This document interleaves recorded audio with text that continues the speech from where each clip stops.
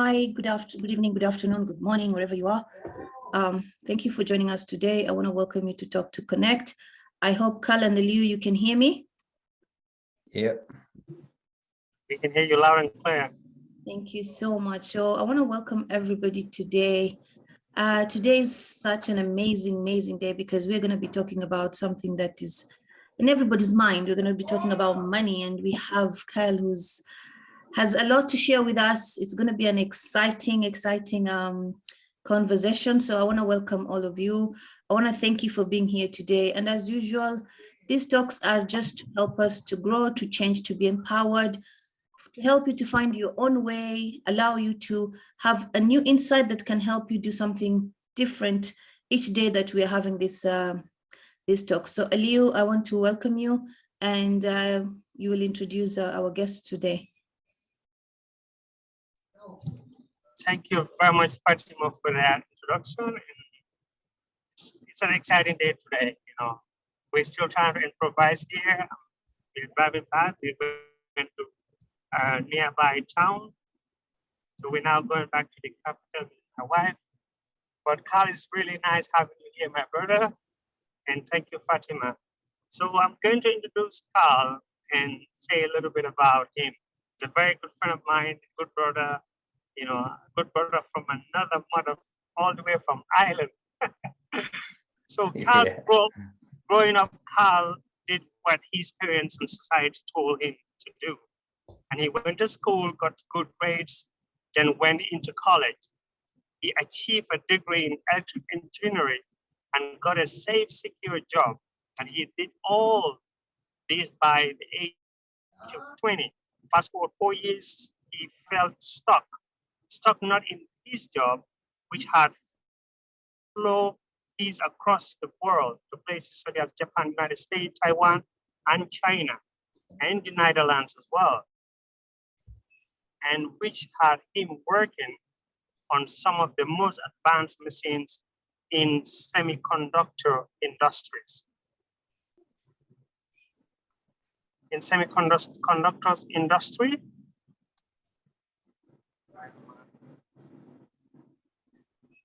yes, but one second. Semiconductor industries, but stuck in his own personal life.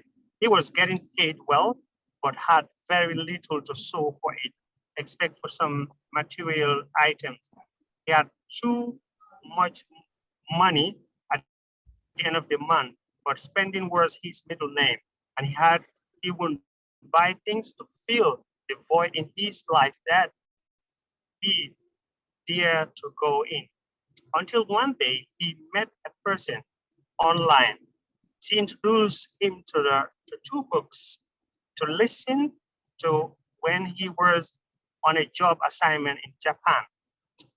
And little did he know these two books would open up the door to his whole new world.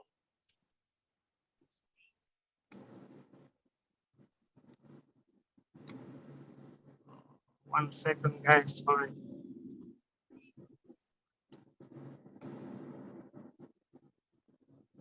And then during his travel, he picks up a thing or two from the different people he met in the culture and he had been involved in. One such thing was a proverb, a Chinese proverb. One, if someone gave you something and you benefit from it, you have a moral obligation to share it with others. And here's this book. You will learn what Carl had learned and had transformed not only his own mindset, but many others who have read this book. And Carl have 11 years of experience as a professional semiconductor engineer. And Carl helped many clients to get more financial education through many courses. And Carl previously do investment in metal and property investor. And Carl have a qualified NLP master practitioner. And Carl also run a Facebook group called the Cash Flow Club Island with over 3K members. And Carl is soon going to be an author and he's also a lovely husband and a father to a beautiful daughter called Brownie. So welcome, Carl, all the way from the island, and we're so pleased to have you today, my brother. Thank you very much. Thank you for that lovely introduction. Wow, it's an absolute honor to be here, folks. I'm super excited to be, here spreading as much value, as much insight into the knowledge that I have to the viewers that are watching this as well. I know we're on Facebook Live, we're on YouTube, we're going to be on podcasts. I've just shared it into the Cashflow Club Ireland. And my goal, my mission in life is just to help as many people as possible get more financially educated, because we didn't get taught it in school. We didn't get taught it, from our parents. Well, most people didn't get taught it from our parents. And, me as a new proud parent now, my baby Brona is 5 weeks old today. One of the first things that she had in her hand was, I'll just take it out of here, some real silver, some coins. Wow. And this is the thing that this generation, these millennials, these Gen Z need to do, is they need to educate their kids on financial education. So, with me now becoming a parent, becoming a father, I'm now targeting fathers. I'm like, hey, you guys, you need to, really educate your kids. Like, gone are the days where, you go to school, you get good grades, you get a safe, secure job for 40, now 50 years, because no one's going to be working until they're 65. They're going to work, they're going to raise the retirement age till 70, probably 75 by the time I reach there. So, we got to be working smarter. We got to be working really, really hard at working really, really smart, So for people, that don't know where to start, make a decision. Fatima, we were talking about, the financial connection, like, when you're coming through your life, sometimes you don't care about money, and then money won't care about you, that's at the end of the day. But as you get older, you start thinking a little bit different. You start thinking, you have this existential thinking, and that's what I had. When some health stuff came up when I was 29, I had a lot of existential thinking. I was like, oh, what am I going to do? But my life completely changed at 25. I met, as Aliyu said, I met a girl online. She gave me 2 books when I was working on one of the most advanced semiconductor machines in the world. And I was working on this. I was, and on my lunch break and on my commute to work, I was listening to these books, and these books just opened up my mind to another side of the coin. Everyone says there's 2 sides to the coin. Let me just show you this. There's 2 sides to the coin. So there's like this side, and then there's this side, but there's actually 3 sides to the coin, which is the ridge in the middle. So at some point, you'll find that, like, I was only programmed to see one side of the coin, and that's majority of people. They're only programmed to see one side of the coin. But when you learn about these books, all the information in there from the successful people, from people with inspirational stories, then you see the other side of the coin, and you're like, wow, it's a phenomenal journey as well that we've been on, myself and my wife, for the last number of years now. So yeah, thank you so much for being on the podcast. I can't wait for all the questions. Absolutely. Thank you very much for that insight, Carl. And then we're so grateful to have you here today, because I believe money is very important to talk about. But in many families, many dinner tables, money is not a topic that you talk about. If you talk about it, it's bringing chaos and problems. It's because of lack of understanding of money and the ignorance about money. So I have my first question here. So today you're coming in here to educate people and then share people about the knowledge you learn about money, the meaning of money and everything. So my first question is, what causes the limiting belief about money for the majority of the people, thinking rich people are lucky, rich people are evil, or money is the root of all evil? What is your opinion on this? What are these limiting beliefs that is, about money that people think about this, and then rich people are evil? Same time, rich people, they're lucky, and at the same time, money is the root of all evil. Yeah.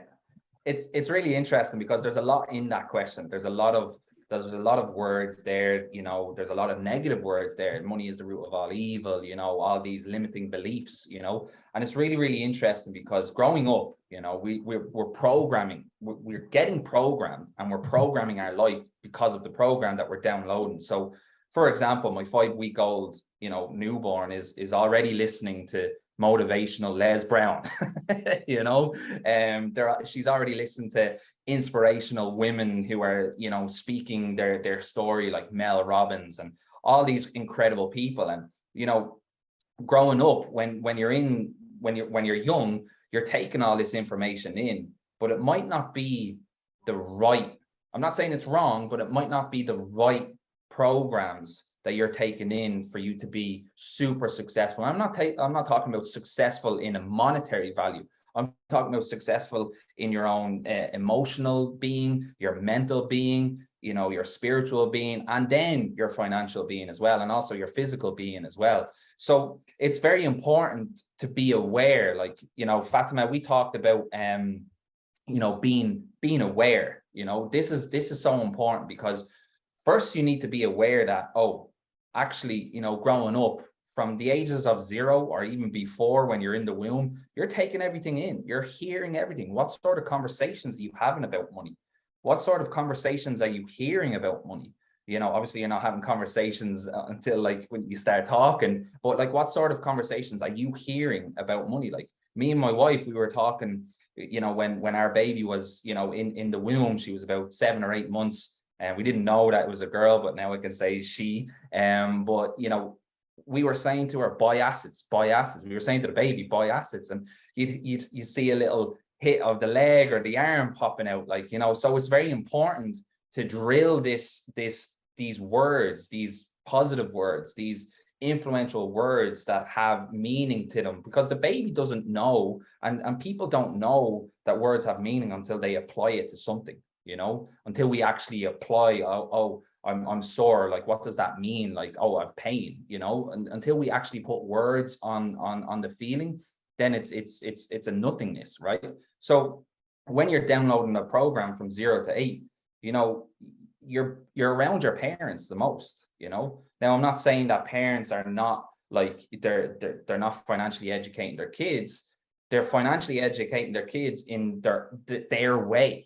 They know what they know, and they don't know what they don't know. And when you know that you don't know, you know that there's so much that you don't know. So you go on that kind of journey of self-discovery, right? So, you know, listening to podcasts are fantastic, especially when you're an adult, because what you're trying to do is you're trying to unlearn what you've learned and relearn more. You know, learn more about money, learn more about financial education, learn more about economics, learn more about these successful people. You know, if you follow what the successful people do and you follow what the successful people say, you'll get what they have. Now, if you want to go through that journey of up and down, that's a different story. But, you know, you have to have peaks and troughs, otherwise you'll be a flat line. And, you know, flat line, I don't know if you see it on a heart monitor, you know, a flat line usually means that you're dead. But money is also an emotional subject.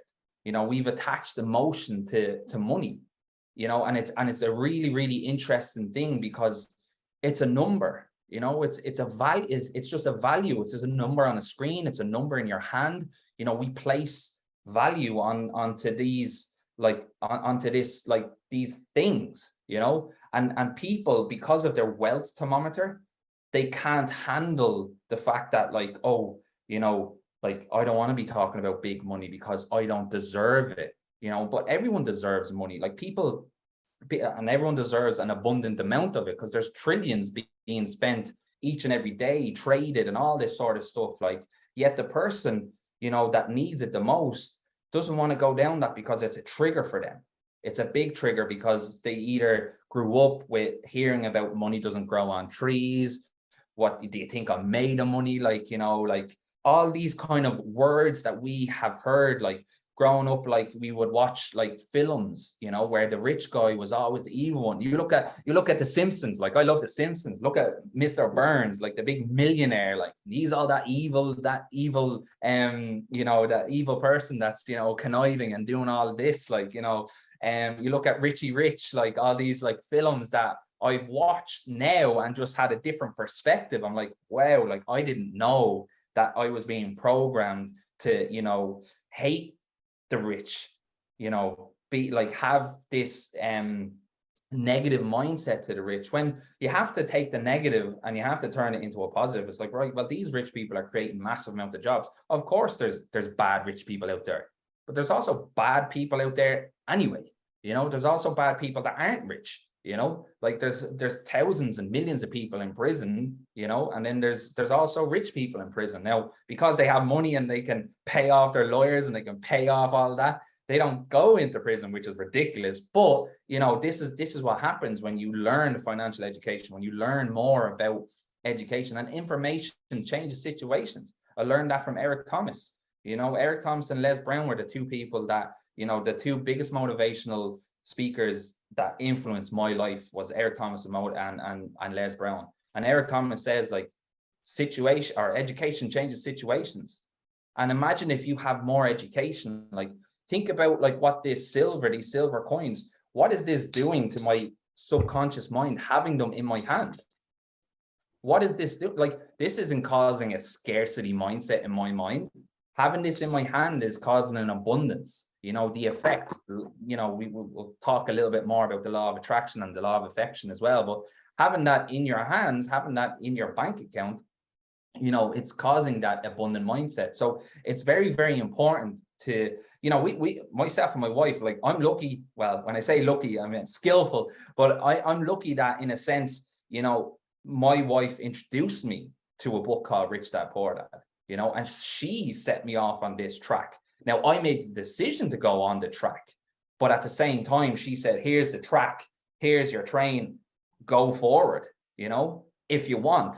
I could have said, no, I don't trust all that. No, that's a scam. You know what scam stands for? Somebody confused about money. You know, so I went on that track and I've been on it for the last number of years, and I've helped hundreds of people. And now in the Cashflow Club Ireland, we help thousands of people. And it's not just Irish people in there, it's people from all walks of life, because, you know, we've been doing a lot of travel as well. And whenever I go traveling, you know, whether that's with the job or whatever, I'm bringing my Cashflow board game. We're sitting down, and for anyone that hasn't played the Cashflow board game, it's a bit like Monopoly, except for way better, because you understand more about your mindset. And it's key to understand your own mindset when it comes to money, because not everybody's going to be the same. Everyone is going to be different. Everyone has different upbringings. Everyone has different, you know, morals when it comes to money. Like we tithe every single month. We give to charities every single month. You know, not everybody does, but that's what happens. The more money you make, the more people you can help. But people don't understand that. They think, oh, the more money you make, the more you're going to spend on these fancy private jets and yachts and all this bling bling and all this sort of stuff. Whereas in our household, and me and my wife, we say, right, the more money we make, the more people we can help. So does that kind of answer your question? I know I've went off on one day, Ali, you, but you know us, we can speak because we've been mentored by the great Les Brown.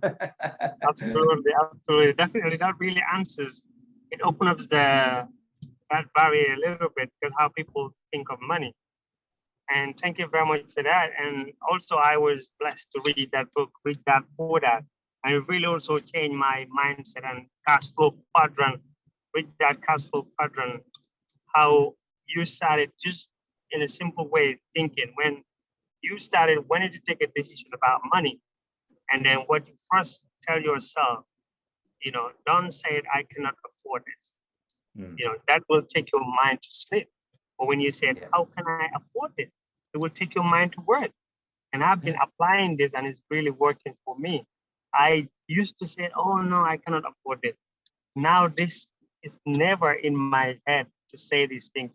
So I'm trying to avoid it, because obviously we have to educate ourselves to understand these things and know what it means. So Fatima can also go ahead, and she will ask you the second question. Thank you so much. There's a lot to learn there. And I think one of the things that you say that I know I've heard a lot is that money changes people. And as we're growing and we're changing, like nothing can change you. It's within you. You just project it as a human being. So there's nothing that changes you or makes you become a different person. And you've talked so much about beliefs. So what kind of mindset are we supposed to have towards money? Because I think that's the most important thing. Like as I was talking to you, I realized one of the things that I'm realizing now, that I had a very different mindset towards money, not only about scarcity, but also how does money project my growth? How does money make me feel when I am growing? Because as I was telling you, I just realized now that money is like telling me my story of what I'm doing. And that mindset of how do I connect with what I'm doing with money so that it becomes aligned? So what kind of one mindset do we need to have so that we can, connect with whatever we are doing? Because I think everything is connected, as you said. Money is connected to a lot of things that we need in life. Yeah, I mean, like money is important. Currency, like, so when I say money, I mean currency, because there's a big difference between money and currency, which we'll talk about later on. But if money wasn't important, we'd all be walking around here naked. We need money to buy clothes. We need money to put food on the table. Like, so it's important. It's up there with oxygen. But people don't really understand that. But the mindset that you're supposed to have is, when I say suppose, is kind of like, that's kind of like in a way of like, okay, this needs to be pushed onto you. But at the same time, you got to realize is that you have to believe in yourself. You have to believe in the product that you're selling or the service that you're selling. You have to believe in the company that you're with, or, believe in the business that you're operating. And you just have to believe in yourself, because nobody else is going to believe in you. At the end of the day, it just comes down to you and whoever's above, or whatever you believe in, or whatever, your spiritual views are. But like, it's you, and it's you against you. It's nobody else. And when it comes down to a money mindset, majority of people have this scarcity mindset because of the programming that we've had, growing up through life, growing up in schools. Like, how many people have said, that their teachers haven't met, like their teachers would say, oh, you're not going to amount to anything, and you're stupid, and blah, blah, blah, and all this sort of stuff. What does that do to a little teenager? What does that do to a child? It dims their creativity. Thankfully, I believe and I hope that the education system is changing a little bit. The teachers are becoming a little bit more understanding. This old mentality of like, most people got into teaching for the paycheck, not the passion.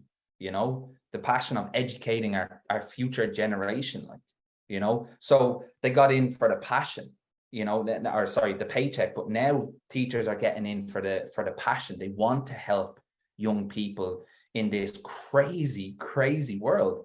But we have to turn our scarcity mindset into an abundant mindset, and there's many ways to do this. I've found, since I started investing in gold and silver in 2018, I found that has changed my mindset. I was talking to a sleep expert there recently, and I was saying to her, like, look, I want to talk with you on your podcast about how, like, having different streams of income and having wealth has eased my anxiety tenfold and has made me sleep better, because I'm in an abundant feeling.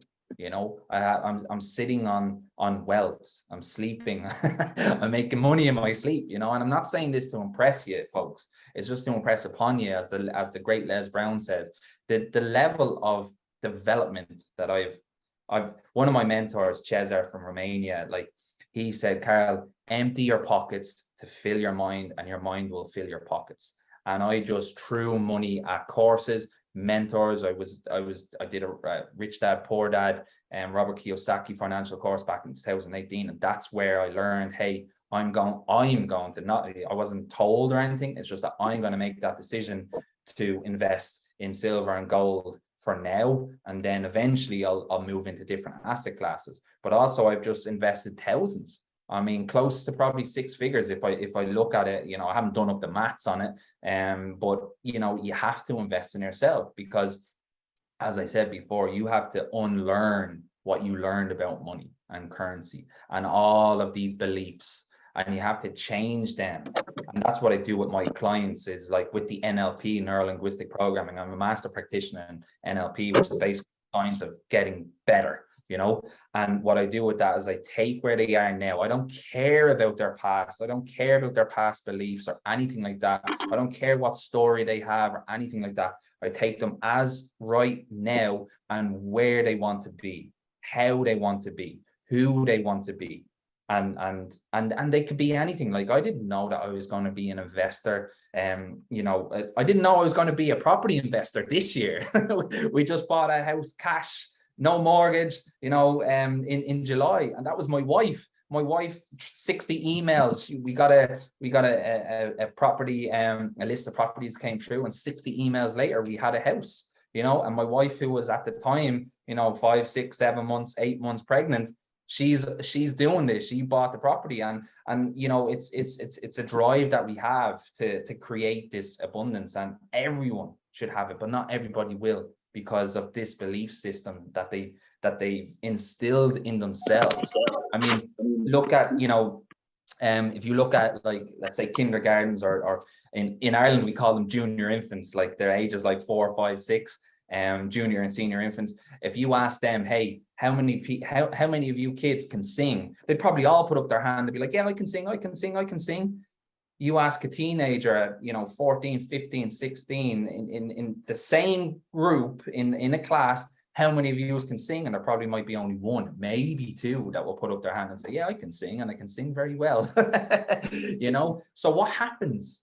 We get like shunned, we get dimmed down, we get like told no. I mean, what is it? There's some quote out there, you know, that the average person from 0 to 18 hears 180,000 no's in their life, something like that. I don't know. Someone can go Google that and find out.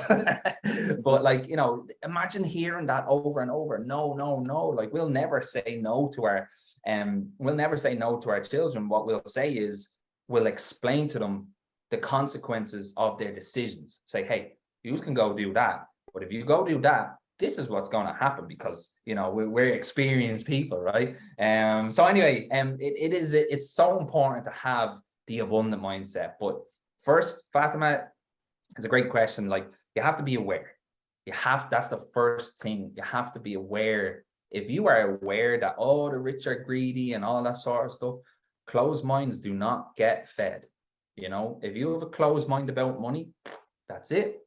You know, until you want to open up that mind to allow more abundance in, nothing's going to change. And Jim Rohn says, you're not a tree, you can change. Or I think that's Wayne Dyer. That's amazing. I think that's if you think of it, most of us are even scared of talking about money, and it's all about the mindset that we have, that money, or I can say, like, we come from Africa, and one of the things that you hear is that money is very hard to find. So we are in survival of looking for money because it's something that is very, very hard to find. And we tend even to forget how to live because we are running towards money, and it's a difficult thing to find. So that's very powerful sharing. I think, and when people hearing this, to understand that the mindset that you have attracts what you want in life. And when you shift that mindset, it makes it easier for you to achieve and have the things that you want. Thank you so much. So Leo, you can ask the next question. Carl, thank you very much. You're dropping so much knowledge, and I love this game. I love talking about money because I love money. Anyway, the next question is, we just wanted you to educate people. What is the difference between liabilities and asset? Because a lot of people confuse this. You think it's only accountants or who study finance who need to know this. And a lot of average people are being stuck with so much liabilities, and they're calling this an asset. So can you educate people? What is the difference between assets and liabilities? That's a great question. An asset, whether that's a property, whether that's a business system, whether that's anything, an asset is something that puts money in your pocket. A liability is something that takes money from your pocket.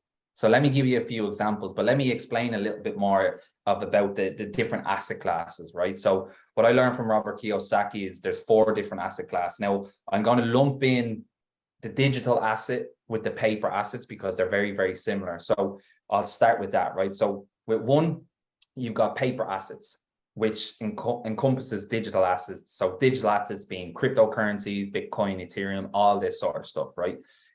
That's within the paper assets. Paper assets, stock shares, shares of companies and stuff like that, right? So you can make money from that. You put your money in, portfolio money, and you could get dividends from it as well, a monthly dividend or a yearly dividend. You can get money from that as well if you pump your money in. But there's very little control as well. But again, this is not financial advice, folks. Do your due diligence and stuff like that. But I'm just explaining to you the different asset classes. So you have your paper assets, which also encompasses digital assets, cryptocurrencies, stuff like that.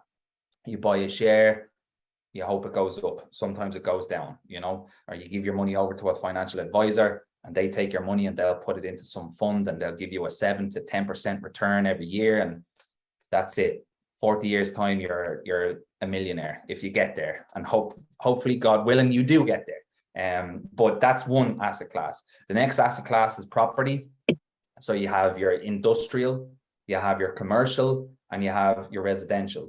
And most people would relate to residential because they know they live in a house. So they know, I have a landlord, and other people, they don't really know about commercial side, like shopping malls, and then industrial sides, like big factories and stuff like that. So there's different ways to make different money and rental income from, residential, commercial. So what I like about property is that you can make portfolio gains. So you can buy a property at low and then do it up a little bit and then sell it on and make a gain, a capital gain from that.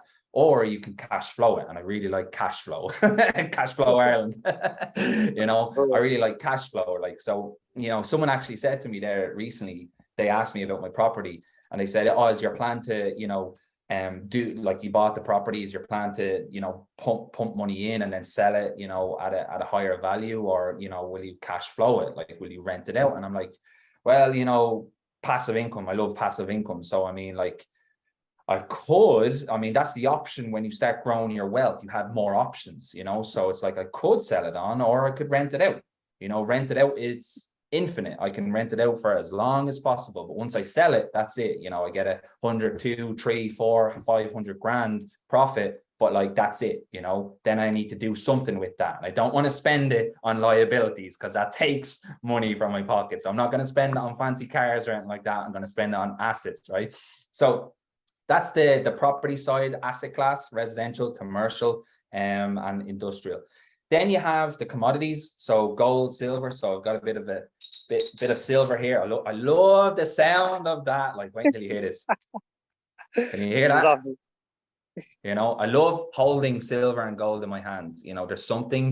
There's something abundant about holding. And if you've never held silver and gold in your hand, I don't know what it is, if it's the law of attraction or whatever it is, the law of affection. When you hold silver and gold in your hand, it's a different feeling than holding like a 50-euro note, or what do they have in Dubai? Dirhams, was it? I think it was dirhams. So it's a different feel when you hold real money, because this is real money, God's money, the universe money, whatever you want to call it, Whereas fake money, fiat money is the currency that we have in our back pockets. So that's commodities: gold, silver, different precious metals like platinum, palladium, stuff. And I'm a big advocate of silver. Why? Because it's undervalued. I think right now it's at like 30 euro, $30 an ounce, which is really, really undervalued. To me, it's an industrial metal as well. It's used in our phones, it's used in our microchips. Like, there's my wife. I don't know if you can see that. She's holding 2 big 5 kg bars. And have that as my screensaver. I need to change my screensaver to my daughter. But this is the thing. There's a certain, for a lot of, actually, I found in the past, talking to a lot of people, a lot of spiritual people tend to go to gold and silver because of the whole kind of, it's from the earth, it's from God, or whatever you choose to believe in, whatever it is. you know, it's from there. It's been there since the dawn of time. It's going to be there after you pass through, you know, so it's there. But also a lot of practical people, you know, I have an engineering background, so I know with my 11 years experience in engineering, and particularly semiconductor engineering, is that, you know, that these companies are growing and growing and growing. Everything in the industrialized revolution is going up and up and up, and more advanced technology, more advanced chips. So I'm big on silver and gold as well, because gold is in some microchips as well, and some nano chips as well, and in technology as well, but very, very small amount. And it's an incredible metal. Like, you know, sometimes I meditate with them, you know, I hold them in my hand. And I learned this from one of my friends who's an American investor. She's an intuitive guide, actress. She turned into a big gold and silver investor. And she says, like, she meditates. I was like, I never thought about that. I'm going to try that, like, you know. So it's a really interesting concept, you know. But that's the commodity side of things. And then the last one is business, right? So business is kind of broken down into kind of two. I kind of break them down into kind of two buckets. So one is your online, one is your offline, your traditional brick and mortar. So you know, shopping malls, like barber shops, flower shops. That'd be your, you know, your small businesses. Your traditional brick and mortars, where you pay for your electricity, you pay for your staff, you pay for your products, and then you sell them and you generate the cash flow there. And I did a great mergers and acquisition course there, I think it was last year actually, where I learned about buying and selling different businesses. Now, I haven't done that yet, but I wanted to learn a little bit more about business and that asset class as well. So, but then the online business world, which is phenomenal, because if you think about it, everything is online. You know, even currencies are online now with Bitcoin and Ethereum, cryptocurrencies, they're all online. That's only online, you know. So with the online side of things, you know, you can reach more people. Like we have an e-commerce site where we can buy like merchandise, like, you know, drinks like these, like bottles and stuff like that, t-shirts and stuff like that. So, you know, it's really important to, you know, if you do want to delve into that space, into the e-commerce, you can, and there's many big websites out there that can help you with that. They can set you up an e-commerce website and stuff like that, and you can start generating money from that as well. There's so many other things like internet marketing, affiliate marketing, network marketing, relationship marketing, direct selling. Like, there's so much things that you can do online that you couldn't do 20 years ago, let alone 50 years ago. Like, you're making, like, I make money through the phone, and that's the thing. Like, you know, people, the computing power of this phone is unbelievable. Like, the reach that you have. Like, look at us. Like, I'm in Ireland, you know, Aliyu, you're in Estonia, and you're from Gambia. Fatima, you're from Kenya, and you're in Dubai. Like, look at this, the reach that technology that can bring. And that's why online is just incredible. Like, the reach that you can have, like, is phenomenal. Like, so I'm a big advocate of anything online, like, you know, whether that's e-commerce, you know, relationship marketing, direct selling. I'm a big advocate, because people can, you know, do their job 9 to 5, 9 to 6, 70 hours a week, whatever. But in the evening times, they can spend an hour on their laptop or on their phone, you know, selling products, selling their services and stuff like that. So that's the kind of different asset classes that you can kind of delve into, you know, depending on your own personality. You know, it might be you're more numbers orientated, and you might go down the stocks and shares, or maybe you're more practical, and, you know, you want a bit of gold and silver, or maybe you want to impact more people's lives and you want to start a business that can help people, you know, through your products or services and stuff like that. So I've got an online business through my coaching, you know, with clients and stuff like that. So I have a service there. So there's so many different ways, but it's being aware of that, but also being open to starting something great, something of value. So does that answer your question, Aliyu? Yes, thank you very much. I just want you to a bit touch something here on that question, because you've said the difference between assets and liability. But what will you tell someone? Because if I'm discussing with my friends, some of them, I will tell them they will have a house they're living in, but I will tell them, they will say to me, oh, this is an asset for me. I said, no, this is a liability. But what would you tell those people? And then some of them will buy cars. They say, this is an asset for me. And they don't even know this is a liability. How will you elaborate on that as well? Because majority of the people, they have so much liabilities and they think this is an asset. Yeah. So, And this is I where mean, it's a great financial question. intelligence, yeah, It's a great question because, like, again, we're programmed to think that it is an asset, but like at the end of the day, if your house that you live in is not putting money into your pocket, it's a liability. However, on a different perspective, and this came up in the Cash Flow Club Ireland group, which was really interesting. Your house creates a home where you can love and nurture your kids or your pet or your partner and stuff like that. So in that sense, it's an asset, but it's not a financial asset, but it's an asset to your development, to your growth of your being, of who you are, like, you know.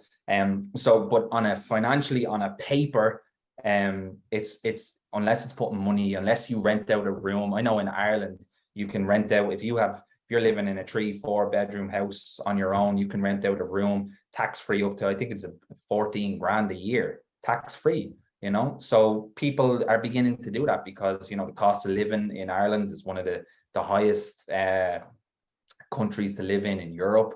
You know, people are needing to do that. They're needing to give up their space in order to have that extra little bit of money, because the cost of living is incredible. But, you know, like, you have to look at it on a practical level, that, you know, and then on a financial level. Financially, your car is not an asset, although your car can drive you to a business meeting and that person can buy your product or service. So then you have to think, okay, is it an asset? Okay, not on a paper, it's not an asset, but it's an asset in my web of kind of business structure, in my web of like how I'm going to grow, because this can bring me to another client that's maybe 50 miles away or 100 kilometers away or something like that. Whereas if you didn't have the car, you wouldn't be able to get to that business. However, you could jump on a video call and stuff like that. But person to person is more effective, obviously. You know, but at the same time, your car is going to cost you money unless you turn it into an Uber. And then you use the profits from the Uber to pay for the insurance, to pay for the tax, to pay for the petrol. So there's many things that you can do, you know, to turn liabilities into an asset. You know, there's different ways as well. So, but as well as that, you know, I found with people, you know, people would rather be right than happy. And then some people would rather be right than rich. And if I'm talking to these people and they seem to kind of know it all these people that know it all, they don't have it all. They don't have it all. They seem to know it all, but they don't have it all. And I always look at when I'm talking to people, and I'll always take on, you know, the opinions, and I'll chat with people, and I'll listen to what they have to say to me and their advice and stuff like that. But I learned this from a very successful mentor of mine. If they don't have the lifestyle that you want, because you're on the other end of that, you're listening to that. They don't have the lifestyle. If they're not able to travel when they want, if they're not able to, you know, buy whatever they want, if they're not able to do whatever they want with whoever they want, whatever, if they don't have the lifestyle that you want, why would you take their advice? You know, you have to be very careful who you are listening to and what they have, what's their agenda, because everyone has a motive, everyone has an agenda. You know, I want to come on here and inspire, and, you know, maybe people might do my courses, I don't know, you know, but it just depends. Like, you know, like, people will give you this advice, but, you know, and sometimes it can be negative. And we'll talk a little bit about that, Aliu. What about criticism? What about all this sort of stuff? Like, but, you know, if they don't have your lifestyle, sure, you can take on bits of it, but don't do as they do, because you'll get what they get. Don't do as they say, because you'll get what they get as well, you know? So it's very important. Like, I'm very conscious about who I talk to money with.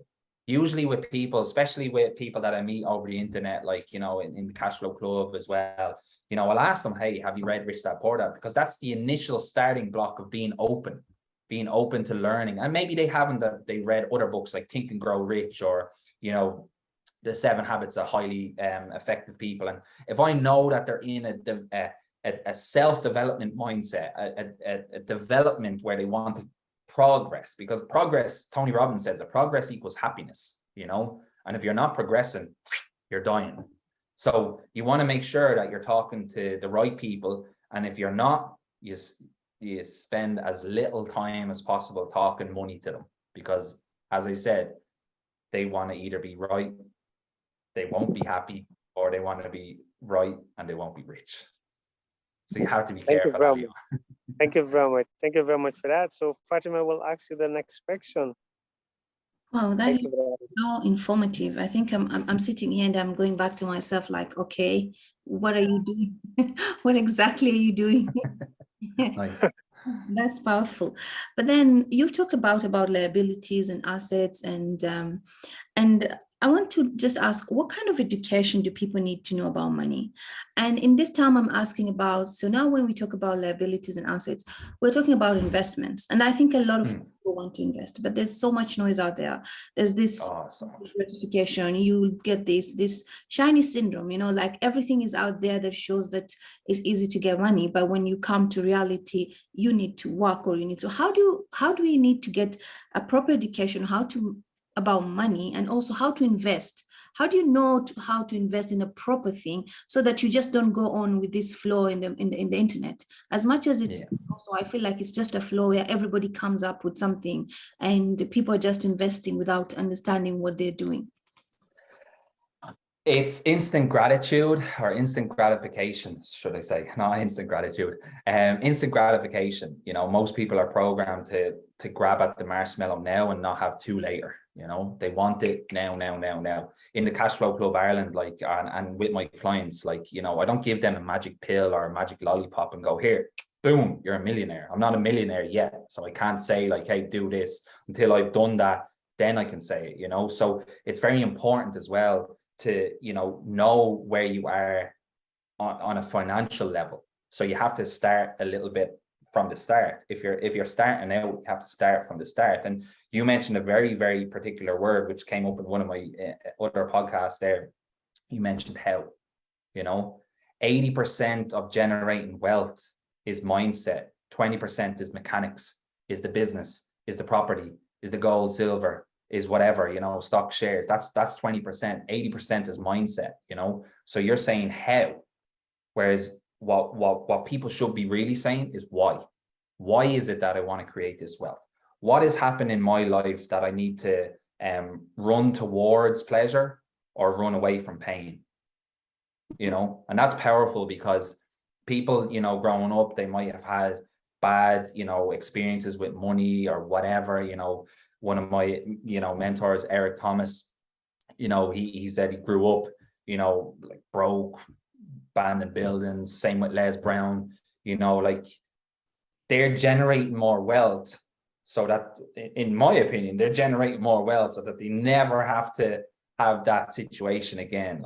They're running towards pleasure and running away from the pain as well. So it's very important to know where you are financially and start with the with the end in mind. Start with the end in mind, say where you want to be, but also why. The how is just the mechanic side of things, but the why is the mindset. The why is why do I want to do this? Why do I want to earn more wealth? And for the viewers out there, it's why should I? I'm happy as I am. Okay, cool. That's great. Most people aren't. Most people are going to their jobs dreading it. Oh no, I have to hand this report to my boss, and if not, he's gonna or she's gonna come down on me like a ton of bricks and all, and they're stressing out and they're freaking out, and they're like, oh, I wish there was something else. Okay, here you go. Start with Rich Dad Poor Dad. Maybe that could be the catalyst for an idea that you had that was quashed when you were younger, like maybe some entrepreneurial idea.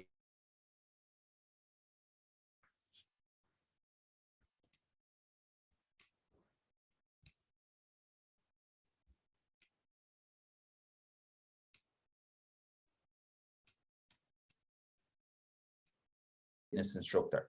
It's they don't do the work for you, but they just help you with the information. Hey, do squats, eat well, don't eat bad junk food, track your calories, track what's going into your body, because what's going into your body needs to fuel your body. But if it's too much, then you start getting bigger and bigger, and you start getting lethargic, and you start getting unhealthy. So I use that the same concept with my clients, like track what's coming in. Start with a budget. You know how much you get paid every month if you're working, right? Write it down. What is it that you're spending your money on? Do you have a Netflix account? I'm not saying cancel your Netflix account. Like that's not going to make you rich. But at the same time, you know, you might be spending hours upon hours just watching mind-numbing on Netflix. You don't want to do that. You want to, if you want to grow your wealth, you want to start watching those financial films like The Big Short, or I watched recently The Inside Job. Wow, powerful, like, because what I learned, you know, like, and actually I don't have a Netflix account, so but you know, I watched it on online. But like, you know, these are powerful films that can help you in your own mind and in your own growth. But when it comes to it, like, you really have to learn why, you know, and all the kind of motivational speakers, they all say, all the financial educators, they say, like, start with why is that you want to do something. And if your why isn't big enough, there's another saying to that. If your why doesn't make you cry, it's not big enough, you know. And that's important, because you will get rejected, you will have criticism, you will have people coming at you saying, you're not going to do this, who do you think you are, blah blah blah, you know, giving you grief, like bad stuff, like, you know, stuff that's coming into your inbox. And you know, these hurt people, you know, and they'll say all these negative things to you to try and take you off that track, to try and take you off that train track, you know, to try and derail you. But you have to, you know, keep focused and keep going on your goals as well, because otherwise, you know, you just go back to your humdrum daily life and you're unfulfilled, you know. So it is important to start with the why. But when it comes to investing, you know, and again, don't take this as financial advice, you know, you have to start with, what is it that you like? What is it that you're passionate about? I know people that just throw money into everything, and they just go, oh yeah, take my money here, there you go. They end up losing it all. A lot of them lose it, you know, because it's not in alignment with who I am. Like, gold and silver is in alignment with who I am. You know, that is what is in alignment. Having properties, like having more properties, I'm going to be having more properties in the coming years. So housing people, you know, that's in alignment with who I am, helping out people, like, you know. But, you know, I've got about 3 or 4 stocks, because like, stocks just don't do it for me. They're not exciting. I'm a people person. I love chatting to people. I love networking. I love, you know, having fun with people and getting to know different people. So, you know, and hearing their struggles. Like, I've lived in China, I've worked in China, and that's a big communist country, right? And people think, oh, that's a big communist country, but it's one of the biggest capitalist countries that I've ever been to. But it's a different form of capitalism. It's state capitalism, so the government don't at all. But just like the people in America, you know, and just like the socialists in Europe, like, we all need money, you know. So it's so interesting. Like, I find it fascinating. I went off topic there. So we'll get on to the next question. Thank you very much, Carl. To be honest, this is very interesting. I just love it, because financial intelligence education, it's a different form of education. Yes. And, you know, knowing about the history of money, these take me back to that book called The Fake, you know, and all of these books, read that, pour that, read that quadrant. And I will tell the audience that, Fatima, whosoever is listening, if you want that financial education, go start with the Cash Flow Island with Carl Davidson. You know, this is the right place you can go to and then get that financial education started. Because it's very important, because when you talk about money, people started getting emotional about it. You know, maybe your partner or whatever, especially women, they will start even crying. You know, they ask you for money, you ask them why you want to do it. So they and they will just turn it all around, started bringing in chaos and stuff. But I just want to know, this is important. This is about money. So you have to know where your money goes. Like Yeah, Jim Rohn said, if you don't know where all it goes, at the end of the month, I don't know where all it went. You need to know, you need to be educated. So the exactly. next question is, Carl, I want to ask, is it best to save your money at the bank or invest it somewhere else? What will you tell people? Savers are losers. Savers are losers. You know, we have this mindset of like save, save, save, or even let's listen. Let's be real about this. Like, you know, let's listen to the words that we say that we've heard. Let's save for a rainy day. Are you expecting a rainy day? No, look at where you are, Aliu. The sun is shining, the blue. Like, I'm not expecting a rainy day. I'm expecting a sunny day. Like, you know, I'm not saving for a sunny or a rainy day. I'm saving for an ultimate sunny day, you know. And this is the thing that we've been taught, like, save for a rainy day. Yes, I understand it, but it's the words that go onto it, you know, that give this meaning of like save for a rainy day, save just in case, you know, save, save, save. And to be honest, that's old mentality. Why would you save money in a bank when it's costing you money? You know, you put in 10 grand now over a year, you probably get about 8 grand back. Probably not. You probably get a 9 grand or whatever, but it's costing you money.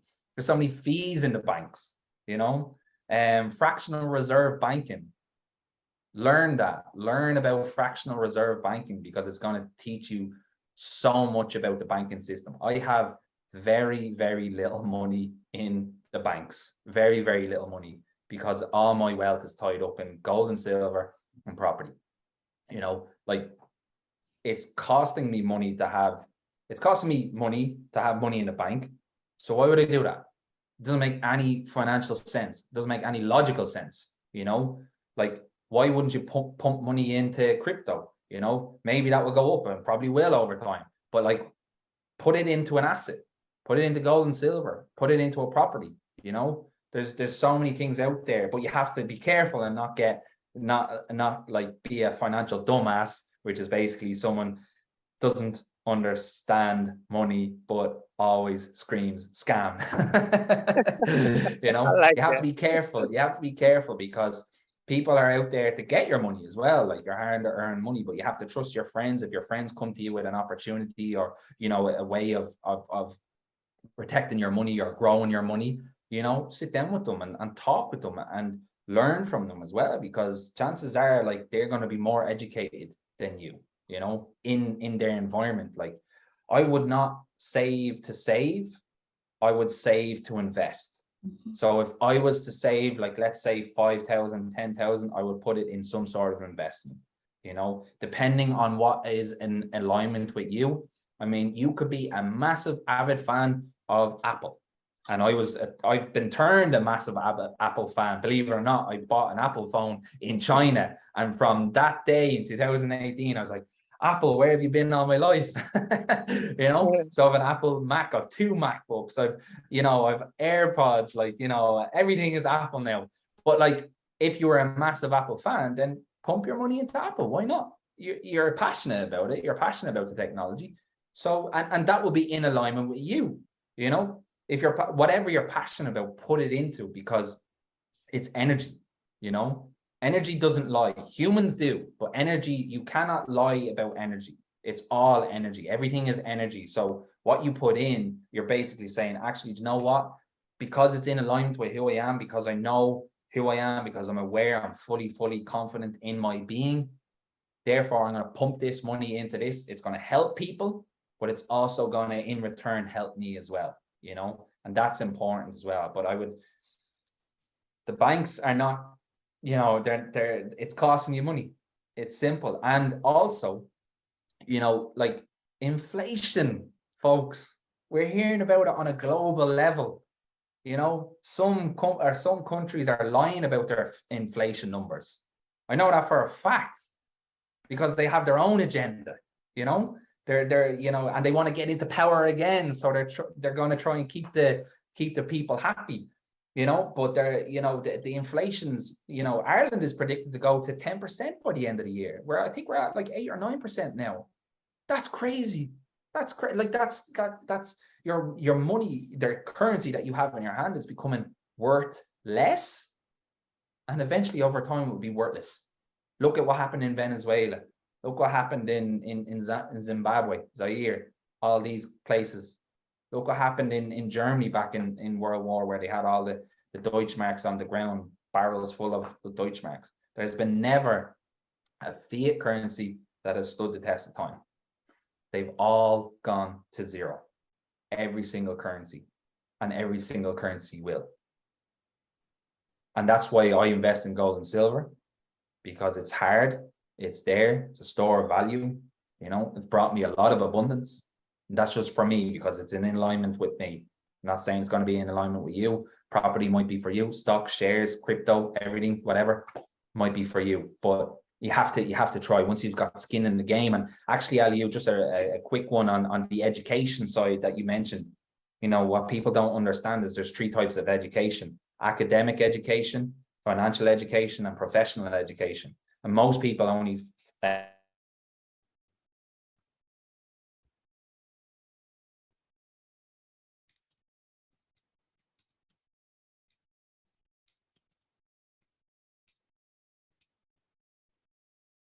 I think when you start focusing on financial education, you go down this rabbit hole and you're like, oh my God, everything that I was taught about money, I'm not saying it's a lie, but it's not true. And then you start formulating your own story and you start growing your wealth in that sense. So yeah, Thank I you could very go much. on and on and on, folks. Yeah, today you're really educating people. And then, you know, that you've been said, I went to Gambia recently and then opened an account there. And I asked them every detail that I need to know, because I know about it. I know about financial education, like financial intelligence education, because I take my time to learn from these things. And then I love silver and gold as well. I invest on it, hard metal. I love it. And then what I realized is they have so much charges. And then I calculated, okay, if I supposed to save thousands of dollars in the bank, and I'm in abroad, and I'm thinking, okay, I'm saving my money here more, but these people are deducting these charges. So if I calculate it in 5 years, they're gonna rip up all my money from my savings. What am I gonna be left with? I'm like, nah, you people think we are dumb. And a lot of people are caught in this. They've been saving their money, thinking that, or one day they're gonna. This is the thing. You have to try to take your money instead of saving it, invest it. One of my friends in America, she got a lot of money, but she keep just saving. I keep following her, trying to invest your money into something that can, bring more financial return for you rather than just leaving it in the bank.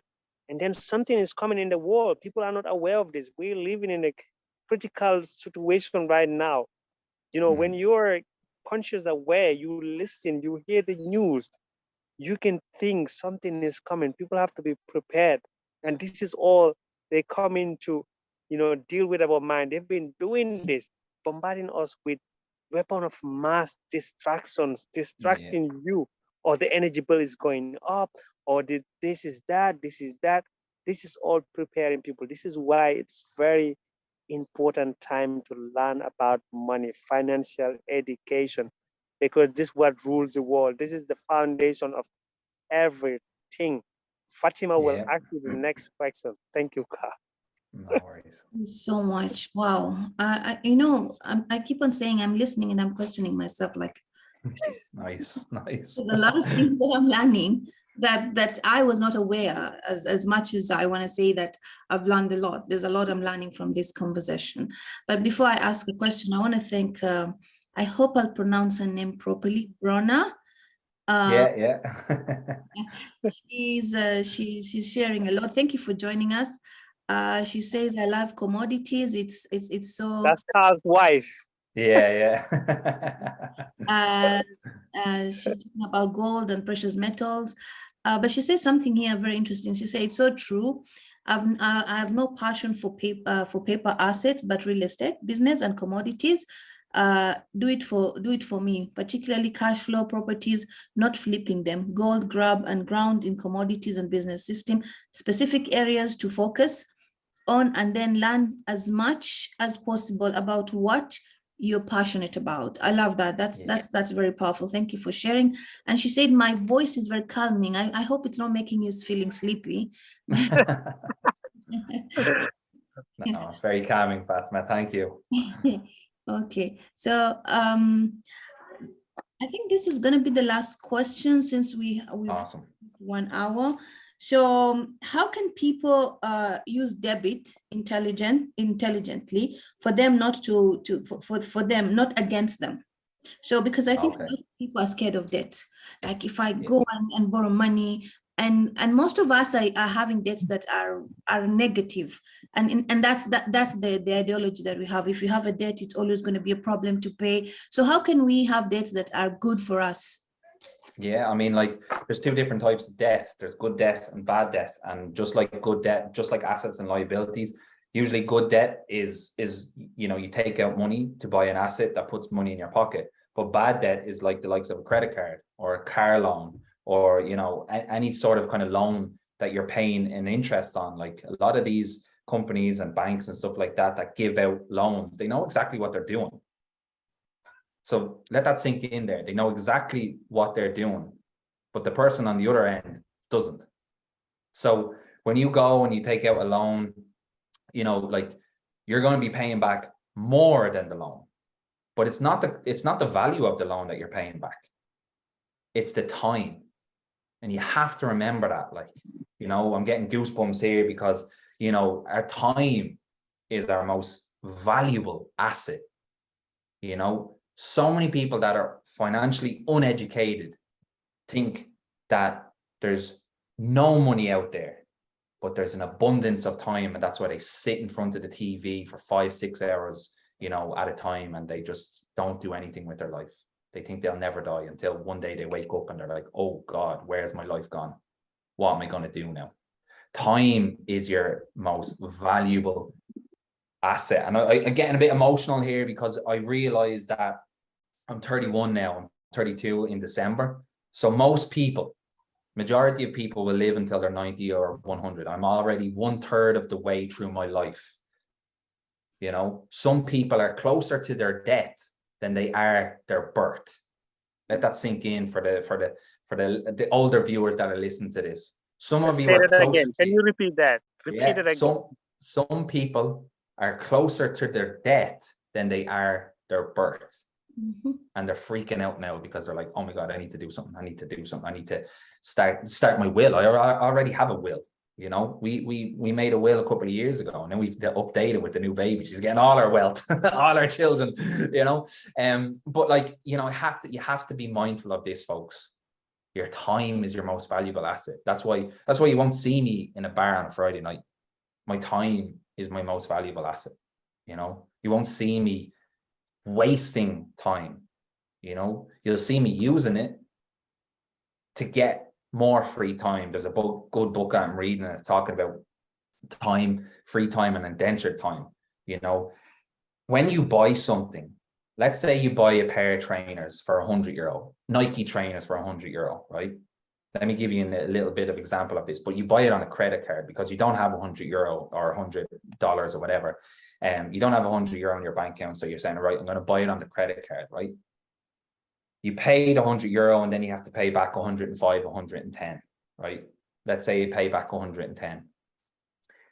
The value of those trainers are €100, right? But in order for you to pay for that, it's going to cost you a amount of hours in your job. So let's say, for example, you're on a decent job, €20 an hour.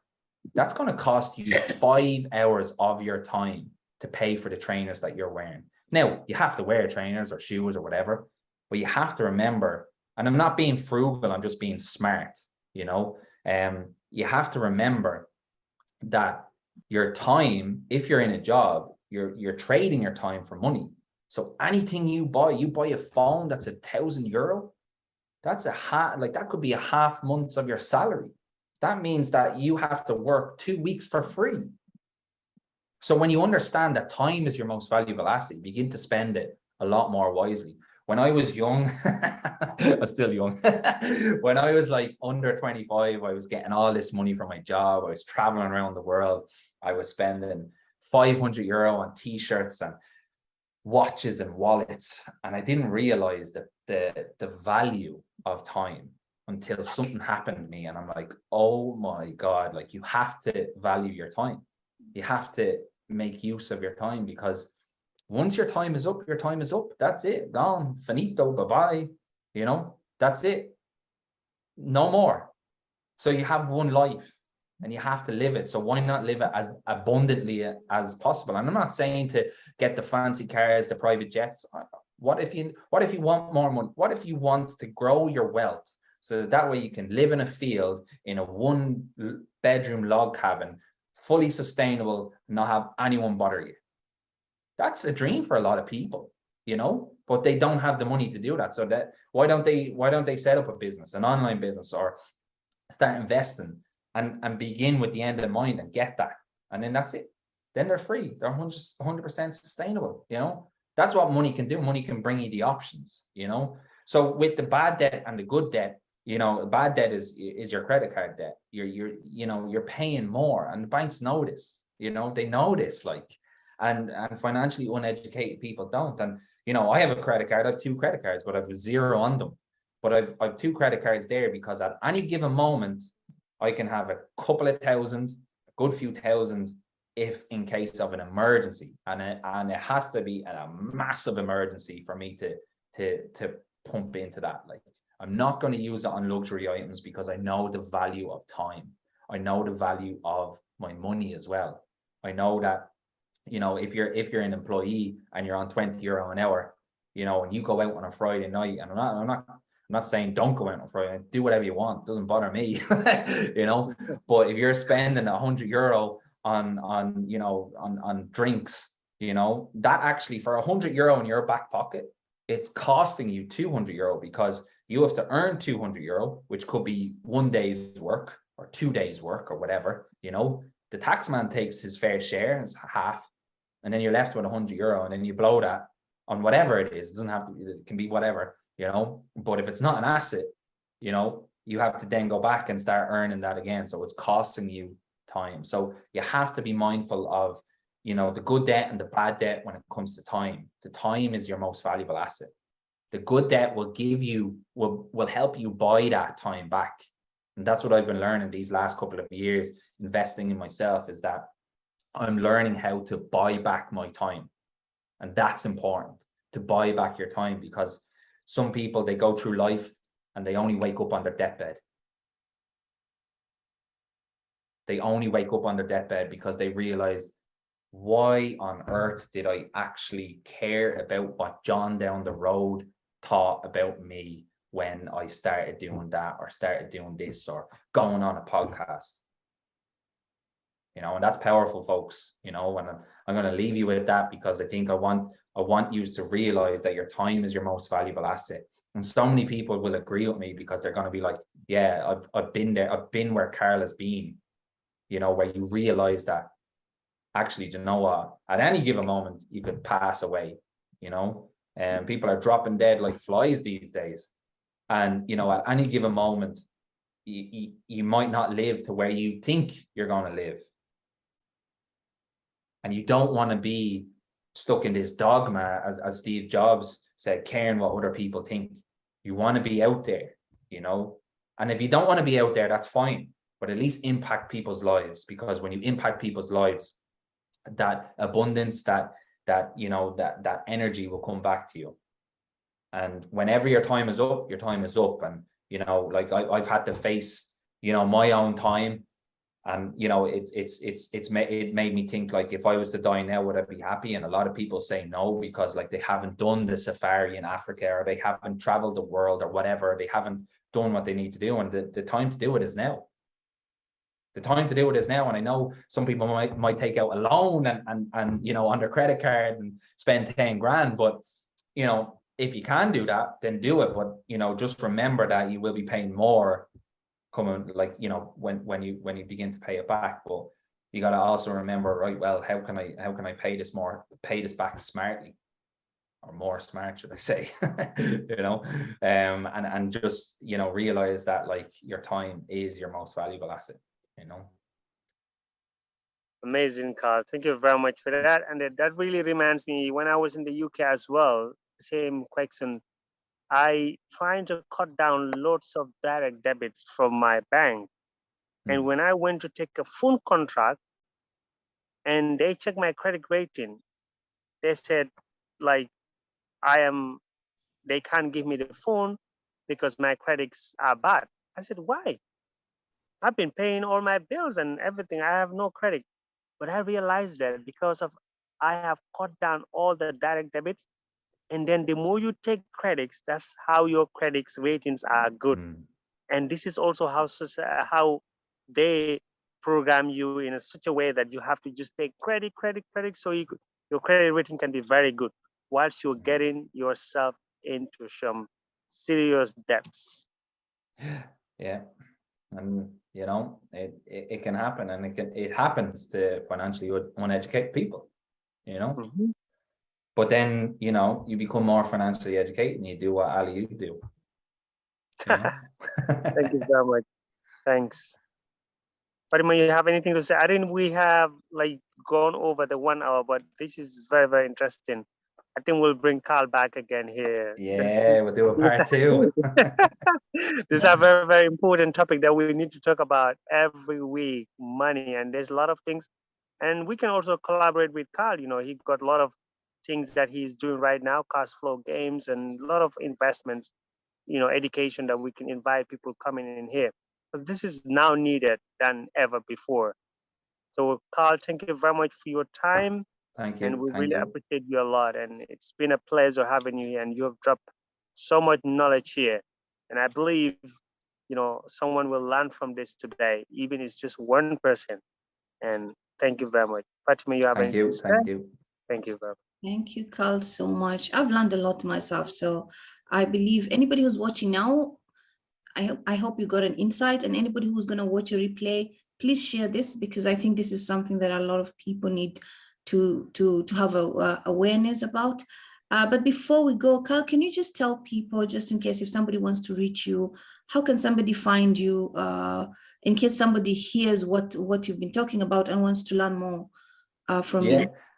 Yeah, so you can find me on Facebook, Carl Davidson, Instagram, following Carl Davidson. We've got a cash flow club on Facebook, and a fantastic community of people, over 3,000 members in there. And we've got the cash flow club on Instagram as well. I'm on YouTube as Carl Davidson as well. So yeah, hit me up there. Let's get chatting. Let's get helping. You know, let's help the world.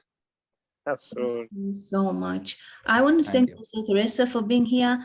And anybody else who's going to watch this, I just want you to share this, because this is why we're here.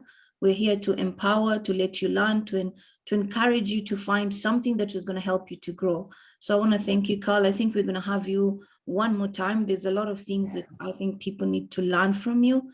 But for today, let's say thank you. And thank you for being with us. Thank you. Right, Inshallah. Thank you. Thank you. Okay. Bye. Bye.